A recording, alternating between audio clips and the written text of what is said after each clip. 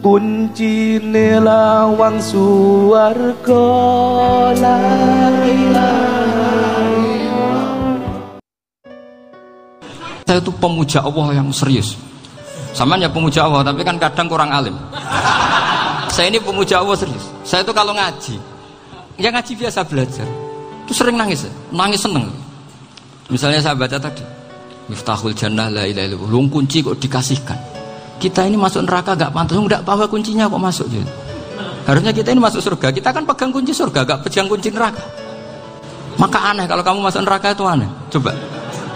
Coba kita pegang kunci surga apa kunci neraka? Tapi kadang teman saya suon rokok rano kunci ini. Karena tidak ada pintunya. Terus saya bilang, kamu kok tahu? Memangnya mau ke sana kata saya. Saya tidak punya rencana tahu neraka.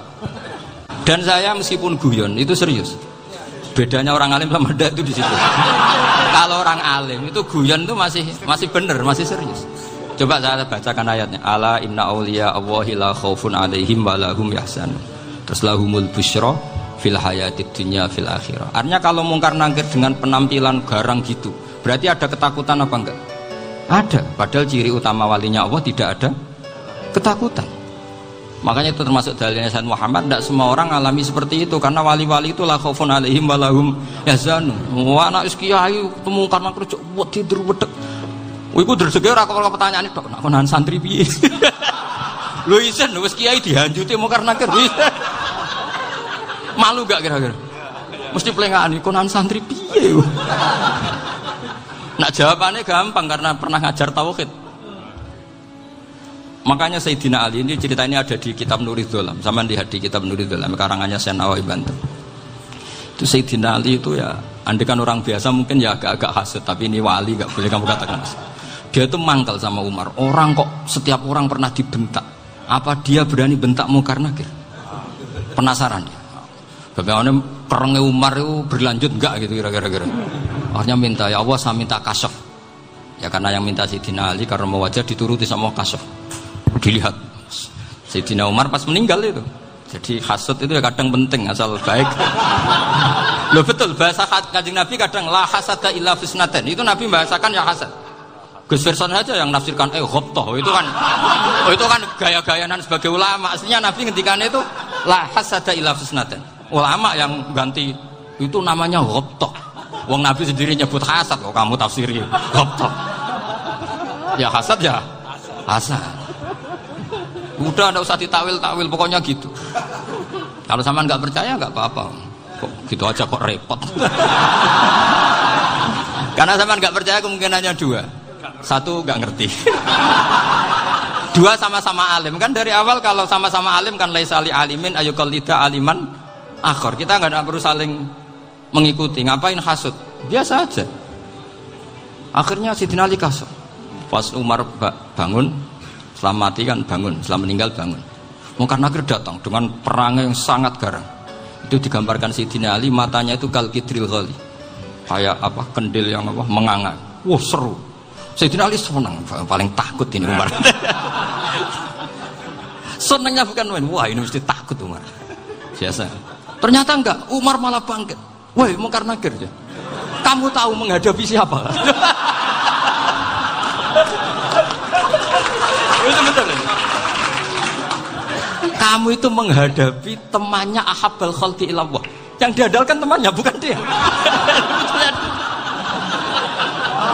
Kamu tahu yang kamu hadapi, saya ini teman kekasihnya Allah. Jadi boleh kamu mengandalkan Mbak Virjon. Tapi nanti resikonya mungkar tanya, itu Virjon siapa? Wah itu masalah kan. Makanya syaratnya wali itu harus ma'rufun fis sama. Di langit sudah populer.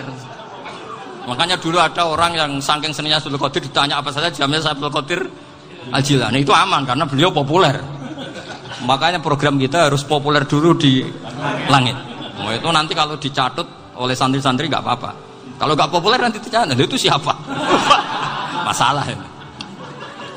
Umar itu yang dibanggakan itu, kamu tahu saya siapa? Ya enggak tahu. Saya ini temannya kekasihnya Allah. Temannya Muhammad. Iya Muhammad Rasul. Wah mikir waduh. Repot.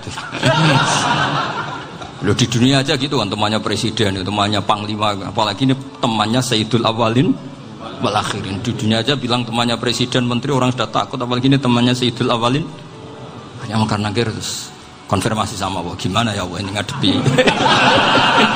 Sebetulnya yang diadalkan itu temannya, bukan dia.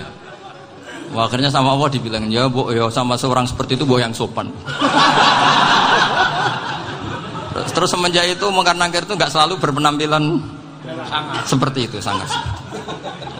Jadi semoga itu konsisten sampai nanti. Jadi kamu kalau ingin nggak takut mungkar nakir, jadi wali dulu.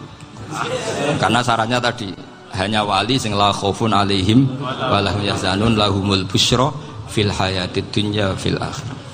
Jadi orang itu kalau ngaji itu harus khatam.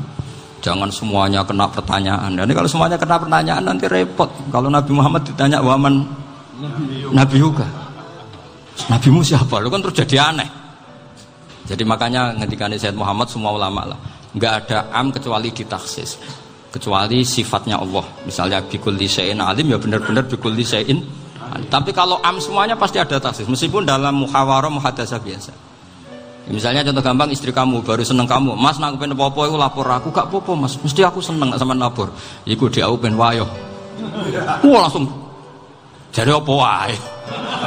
Mesti apa wae maksudnya kecuali itu gitu. Padahal kalau ngomong, mas sampean ingin apa saja tak dukung. Sampean bilang, pengen gue iku wayo. Kira-kira disetujui apa enggak?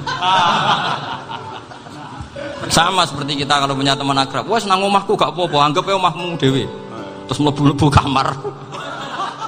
Jadi tidak ada am kecuali di taksis. Artinya kalau ada cerita bahwa orang mati pasti ngalami ditanya mungkar nakir, itu pasti ada am yang di taksis. Itu pasti juga dialami para anbiya, para auliya. Karena ciri utama wali itu la khaufun alaihim walahum yahzanun.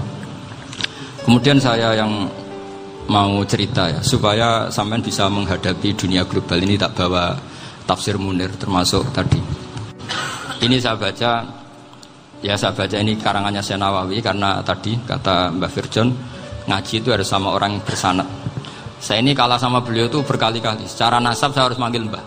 Secara silsilah ilmu saya juga kalah lagi. Saya sering disewani sama cucu-cucu Syekhona Khalil. Kiai Siddiq itu termasuk murid dekat beliau, Syekhona Khalil. Kalau itu berarti kan Gus Firjon, Ahmad, terus Mbah Siddiq. Mbah Siddiq ngaji Syekhona Khalil. Syekhona Khalil itu pernah ngaji langsung sama Sayyid Zaini Tahlan. Berarti beliau dari Sayyid Zaini Tahlan itu baru generasi kelima. Sementara saya itu sudah ke-7 atau ke-6. Saya, Mbah Mun, Mbah Karim misalnya, Mbah Hashim, Mbah Mahfud Termas, Sayyid Abi Bakar Sato, yang arangnya Anatul Talibin, baru Sayyid Zaini Tahlan. Berarti saya ke-7, kalah lagi. Tapi untuk jadi wali biasanya cepat saya. Karena syaratnya jadi mbah itu ngalah demi putu. Jadi kalau beliau ngotot, saya dulu Gusti, saya mbahnya. Wah itu mbah yang nggak baik. Pasti jatahnya dikasihkan apa? Cucunya dulu.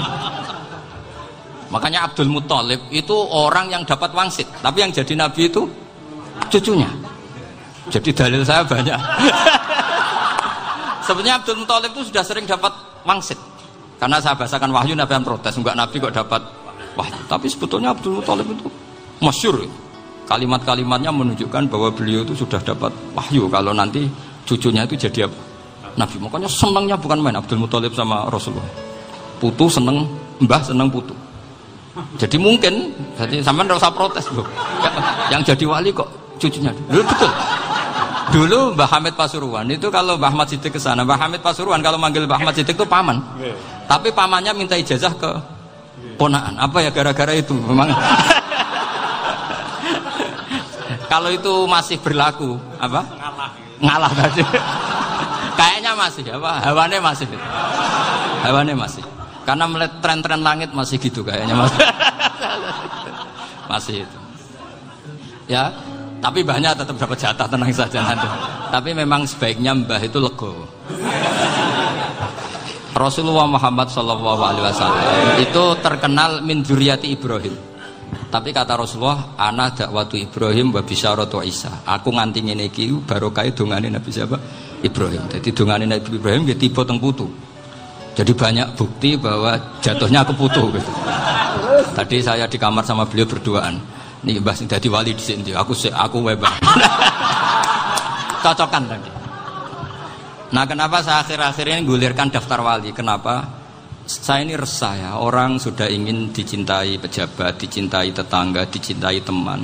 Tapi kadang-kadang orang lupa lagi dicintai Allah. Makanya saya meskipun guyon, tapi ini amdan, bukan sahwan. Supaya orang punya cita-cita lagi jadi wali, ingin dicintai Allah. Kita ini terlalu lama ingin dicintai makhluk, Mbok ya naik kelas sedikit.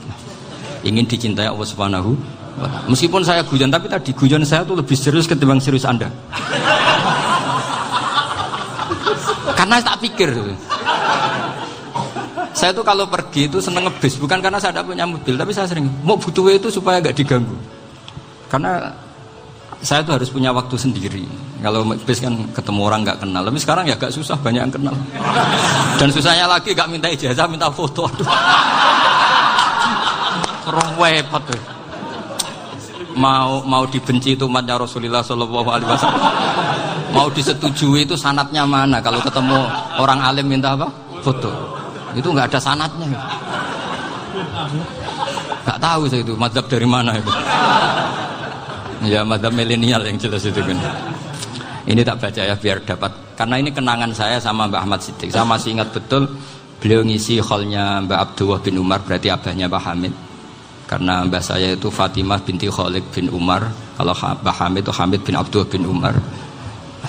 Itu saya masih ingat betul zaman itu Mbah Hamid siap hall di Lasem itu rawuh dan saya derek nembah saya karena masih misanan datang ke Lasem.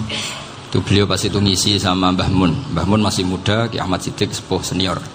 Itu beliau cerita bahwa dulu ketika Indonesia dijajah Jepang itu para kiai mimpi dibacakan ayat Khulifatir Rum fi adnal ardi wa hum min ba'di walabihim.